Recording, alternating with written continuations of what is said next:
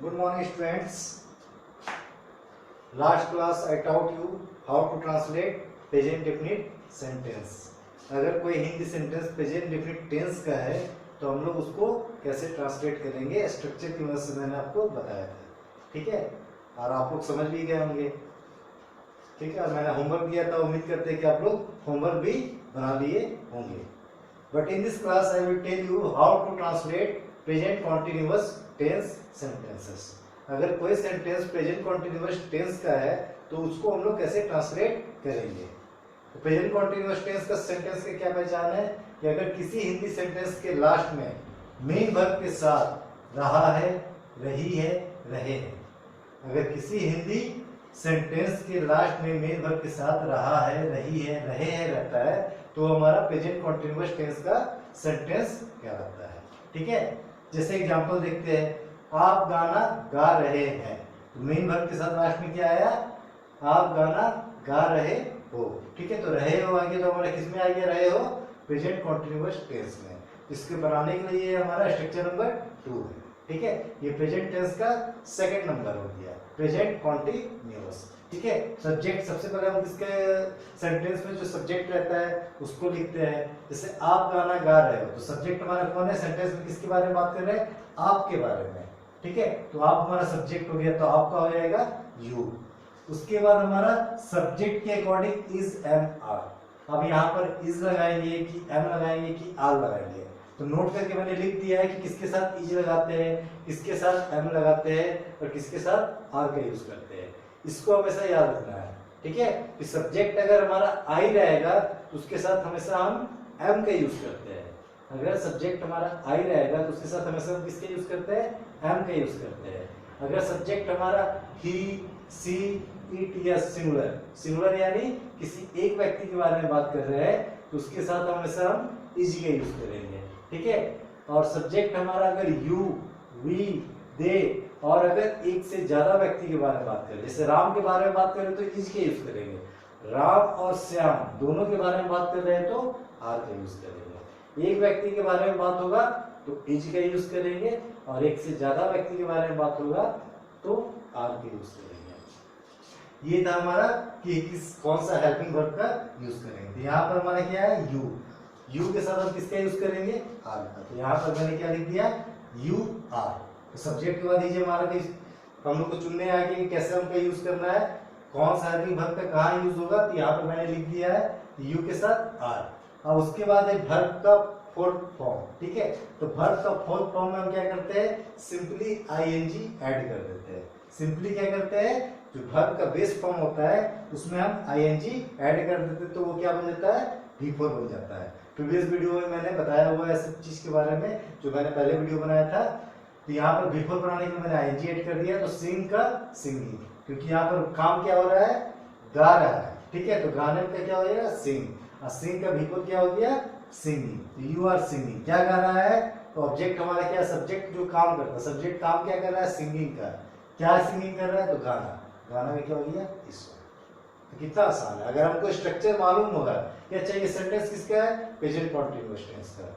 इसका स्ट्रक्चर क्या है, सब्जेक्ट प्लस सीजन are plus V4 plus object. यहाँ पर सब्जेक्ट हमारा यू आ गया तो यू के साथ आर लगाते हैं, यू आर। वर्ब हमारा सिंग है तो सिंग में आईएनजी लगा देंगे, V4 बना देंगे। यू आर सिंगिंग, क्या गा रहा है, तो गाना, इस song, you are singing a song. और इसका हमको अगर निगेटिव बनाना होगा तो इसमें हमको सिंपली क्या करना है कि प्रेजेंट डेफिनिट टेंस में हमारा हेल्पिंग वर्ब नहीं था तो उसमें हमने डू या डच का यूज किया था, पर इसमें हमारा हेल्पिंग वर्ब दिया हुआ है, इसमें हमको कुछ यूज नहीं करना है।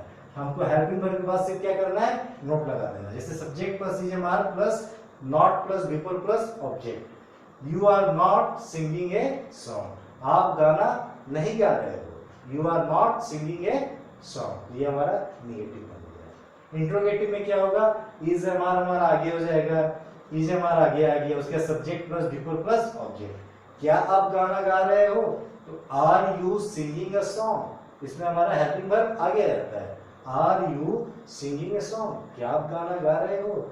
और इंट्रोगेटिव निगेटिव बनाना होता है तो हमको नकारात्मक में सवाल पूछना है कि क्या आप गाना नहीं गा रहे हो, तो इसमें हो जाएगा aren't you singing a song, या फिर सब्जेक्ट के पहले नोट लगा दो, सब्जेक्ट हमारा यू है, इसके पहले नोट लगा दो, या सब्जेक्ट के बाद नोट लगा दो। Are not you singing a song या are you not singing a song. अब यहाँ पर देखना है कि मैंने आर नॉट को क्या कर दिया है, यहाँ पर आर नॉट भी लिख सकते हैं या फिर आरंट भी लिख सकते हैं। तो शॉर्ट फॉर्म बना देते हैं।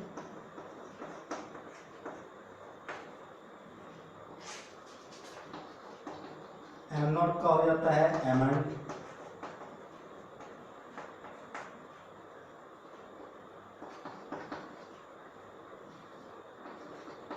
इज नॉट का हो जाता है इजेंट,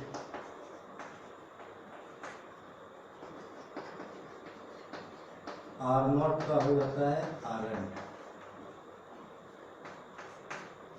ठीक है, एम नॉट का एमेंट, इज नॉट का एजेंट और आर नॉट का आरंट। शॉर्ट फॉर्म को हमेशा याद करना है, ठीक है, क्योंकि हम लोग को जब भी लिखना हो तो शॉर्ट फॉर्म से क्या है, जल्दी लिख सकते हैं।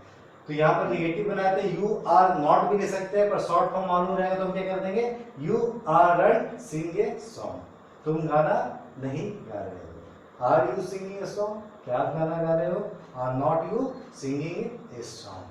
तो इस तरह से हम लोग प्रेजेंट कॉन्टिन्यूअस टेंस को स्ट्रक्चर नंबर 2 हमारा सब्जेक्ट प्लस वर्ब प्लस विकल्प प्लस ऑब्जेक्ट, इससे हम लोग चारों जो कैटेगरी है अफर्मेटिव, निगेटिव, इंट्रोगेटिव और इंट्रोगेटिव निगेटिव, चारों में हम लोग बनाते हैं। अगर हमको पहला सिर्फ याद रहेगा तो फिर हमको निगेटिव इंट्रोगेटिव इंट्रोगेटिव निगेटिव बनाने में कोई परेशानी नहीं होता है।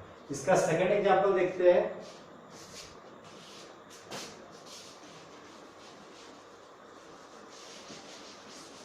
सारा नोट डाउन कर लेना है, जो भी मैं पढ़ा रहा हूँ सारे को फिर कॉपी में अच्छे से लिखना है और सारा स्ट्रक्चर याद कर लेना है, सारा स्ट्रक्चर याद होना चाहिए।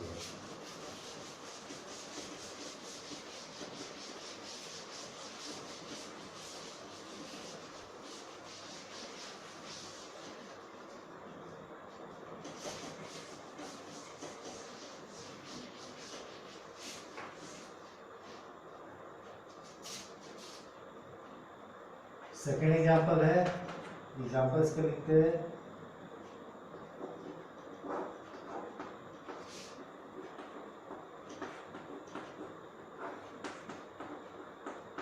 मैं अंग्रेजी पढ़ा रहा हूँ, मैं अंग्रेजी पढ़ा रहा हूँ आ गया, रहा हूँ, रहा है, रही है, रहा हूँ आ गया, तो ये हमारा प्रेजेंट कॉन्टिन्यूअस टेंस का सेंटेंस है। तो सबसे पहले हमारा सब्जेक्ट कौन है, किसके बारे में बात कर रहे हैं, मैं, अपने बारे में बात कर रहे हैं। तो मैं का क्या होता है, आई होता है। अब आई के साथ हम इज लगाएंगे, एम लगाएंगे या आर लगाएंगे, आई के साथ हम एम का यूज करते हैं। तो यहाँ पर क्या लिख देंगे, आई एम, हेल्पिंग वर्ब हो गया।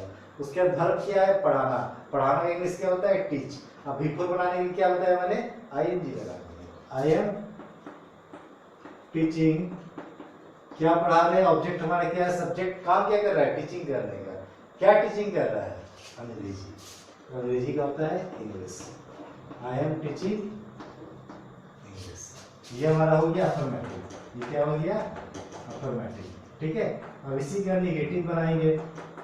निगेटिव में सिंपली हम क्या बोले कि मैं अंग्रेजी नहीं पढ़ा रहा हूँ, तो आई एम नॉट, एम नॉट क्या हो जाता है, एमेंट, तो एमेंट लिख दिया, आई एम नॉट टीचिंग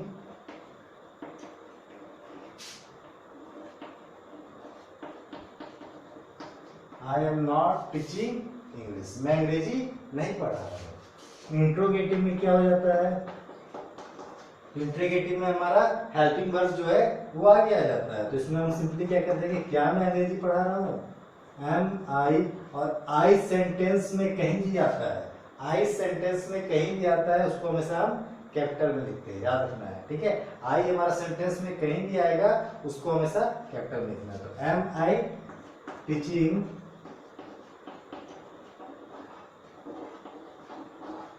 इंग्लिश, और हमारा इंट्रोगेटिव में हमेशा क्या होता है, क्वेश्चन मार्क। जहाँ पर क्वेश्चन पूछते हैं, सवाल पूछते हैं, हमेशा वहां पर क्वेश्चन मार्क देते हैं। क्या मैं अंग्रेजी पढ़ा रहा हूँ।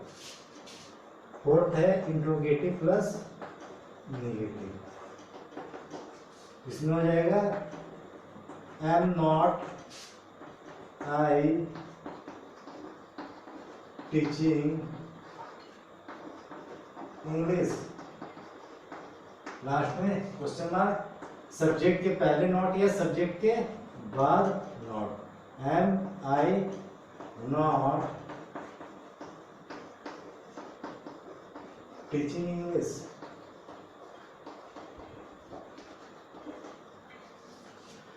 ठीक है, मैं अंग्रेजी पढ़ा रहा हूं, मैं अंग्रेजी नहीं पढ़ा रहा हूं, क्या मैं अंग्रेजी पढ़ा रहा हूं, क्या मैं अंग्रेजी नहीं पढ़ा रहा हूं। I am teaching English, I am not teaching English, am I teaching English, am I not या am not I teaching English. ठीक है, तो इस तरह से हम लोग प्रेजेंट कॉन्टिन्यूअस टेंस के सेंटेंस को इंग्लिश में ट्रांसलेट करते हैं। सारा स्ट्रक्चर बस हमको माइंड में कॉन्सेप्ट क्लियर होना चाहिए और कोई भी कंफ्यूजन नहीं होना चाहिए।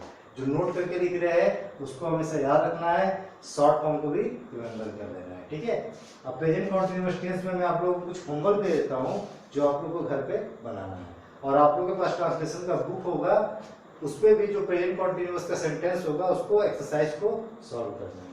तो कुछ होमवर्क दे रहा हूँ, उसको नोट डाउन कर लेना है।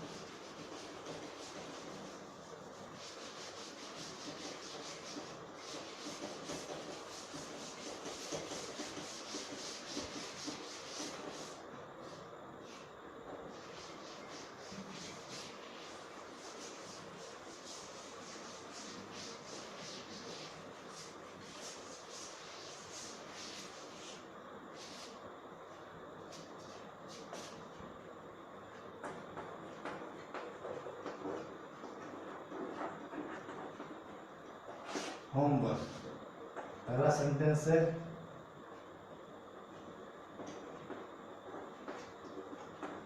सोहन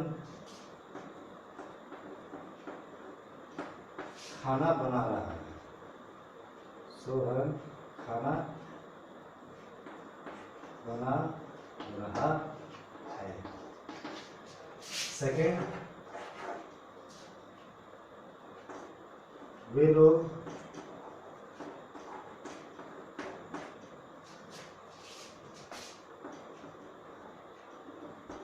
नहा रहे हैं।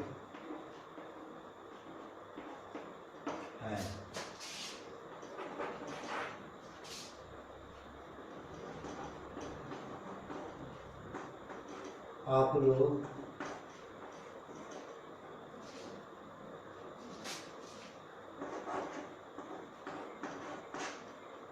क्रिकेट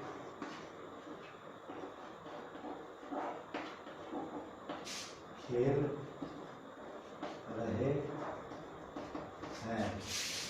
चौथा,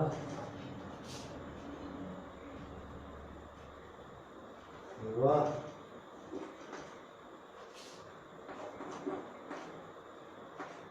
नाच रही है। तो ये आप लोग को 4 सेंटेंस दे दिया मैंने, और ये चारों सेंटेंस को, ठीक है, जो 4 टाइप होते हैं affirmative, negative, interrogative, interrogative, negative, चारों में बनाना है। सोहन खाना बना रहा है, सोहन खाना नहीं बना रहा है। क्या सोहन खाना बना रहा है, क्या सोहन खाना नहीं बना रहा है। वे लोग नहा रहे हैं, वे लोग नहीं नहा रहे हैं। क्या वे लोग नहा रहे हैं, क्या वे लोग नहीं नहा रहे हैं। आप लोग क्रिकेट खेल रहे हैं, आप लोग क्रिकेट नहीं खेल रहे हैं। क्या आप लोग क्रिकेट खेल रहे हैं, क्या आप लोग क्रिकेट नहीं खेल रहे हैं। वह नाच रही है, वह नहीं नाच रही है। क्या वह नाच रही है, क्या वह नहीं नाच रही है। ठीक है, ये 4 सेंटेंस है, इसको अच्छे से बनाना है, गलती नहीं करना है। तो ये हमारा स्ट्रक्चर नंबर 2 था, किस टेंस का, प्रेजेंट कॉन्टिन्यूअस टेंस का। तो आप लोग को उम्मीद करते हैं कि सारा कुछ अच्छे समझ में आ गया होगा, और जो भी आप लोग को बताया जा रहा है उसको रिवीजन करते जा रहा है, जो मैंने पहले भी पढ़ाया आप लोग को। ठीक है, और ऑनलाइन जो स्टडी हो रहा है उसमें कभी भी घबराना नहीं है। ऑनलाइन स्टडी और अच्छा है आप लोग के लिए। क्लास में क्या था कि आप लोग को बताया जाता था, आप लोग को याद भी रहता था, नहीं भी रहता था। इसमें अगर याद नहीं रहता है तो आप इसको दोबारा देख सकते हो। ठीक है, तो घबराना नहीं है, अच्छे से पढ़ना है, और एग्जाम होगा तो एग्जाम भी अच्छे से अटेंड करना है। ठीक है, तो आज की क्लास यही समाप्त करते हैं, फिर नेक्स्ट क्लास में मैं आपको स्ट्रक्चर नंबर 3 बताऊंगा। ठीक है, प्रेजेंट परफेक्ट टेंस के बारे में। तो आज का टॉपिक यही समाप्त होता है। That's all, thank you. फिर मिलते हैं नेक्स्ट क्लास में।